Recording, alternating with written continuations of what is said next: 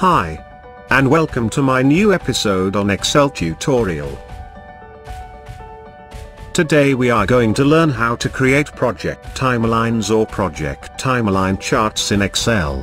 One can say that timeline charts are similar versions of Gantt chart, as they usually do not involve activities stage of completion. Project timelines are usually prepared at the start of project to understand the flow of activities and which task is followed by what sequence. It is usually presented before any detailed analysis of activities and their duration is available, so that management can align its complementary activities well in time. And this is exactly what we are going to learning today. Yes. If you like my tutorials, do not forget to subscribe and click the bell icon to stay tuned with my new uploads.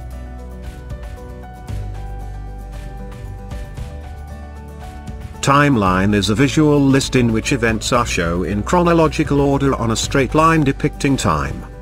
Time can be in any unit, hours, days, weeks, months, years, decades, centuries and so on. This helps understand what happens when and also the before and after events very easily. Looking at the chart, we have two things. First, time that is along x-axis, and then the milestones that are plotted on y-axis. We need to get data collected for these two items to proceed with charting. As I mentioned, the time can be in any unit, but it should be consistent along with the timeline. As you can see, some milestones are shown above the horizontal and some are shown below the horizontal line. We need to work out this as well. I am going to create the timeline for the shown data. The table has shown the milestone to be achieved based on the activities. First, I will convert this data ranges to Excel table format. Click anywhere on the data range and hit Ctrl+T. A new pop-up window will appear, click OK, and now the range is converted to tables. This will make the range dynamic, and if data later grows, then any output based on such range will also grow. We will see this in action later. Next, select the whole table with headings and go to Insert, then Recommended Chart Group and select Clustered Column. This will put in the basic chart we can work on. Let's clear out few things for now. Delete chart title, legend, and vertical grid lines. Now you will end up with the chart something like this. OK.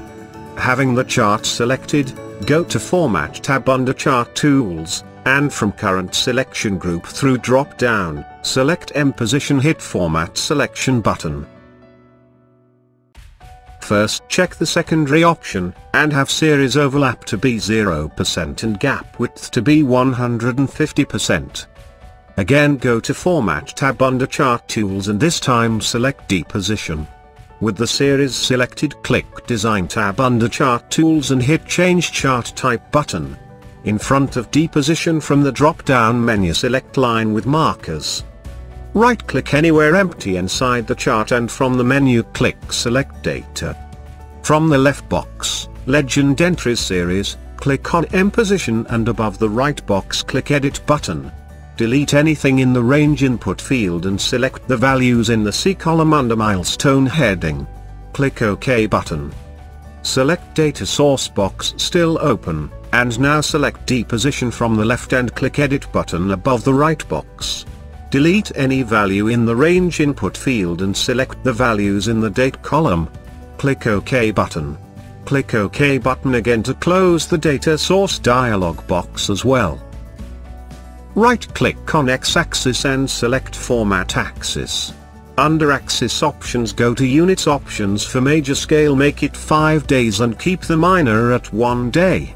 Under Tick Marks Options, make major type to be cross and minor type to be inside. Lastly, under Number Options, change the format to /DD to show only months and days.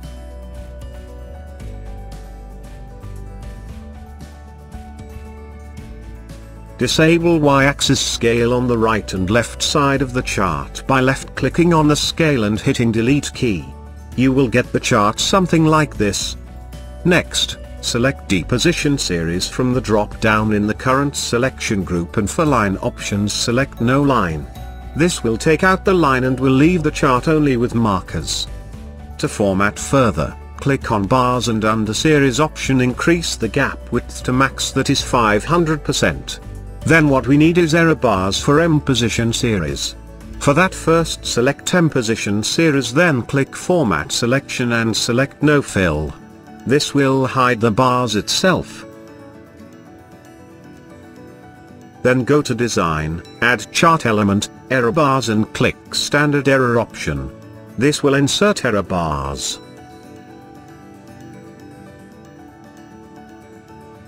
With error bars selected, select minus under direction. Click select percentage under error amount and punch in 100%. OK.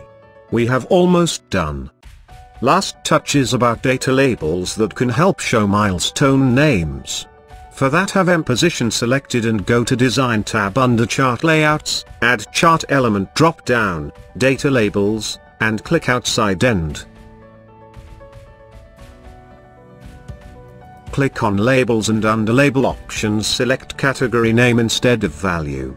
Now you have that beautiful timeline we saw in the beginning. Let us add another activity on the data label.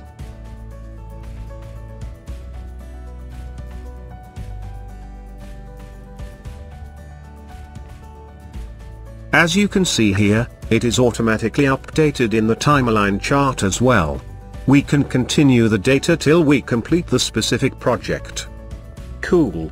We have done it for today. I hope you have learned and enjoyed watching this tutorial. See you in next video. Thank you for watching. Please like, comment on this video, and subscribe to my channel for all the latest updates. Have a nice day.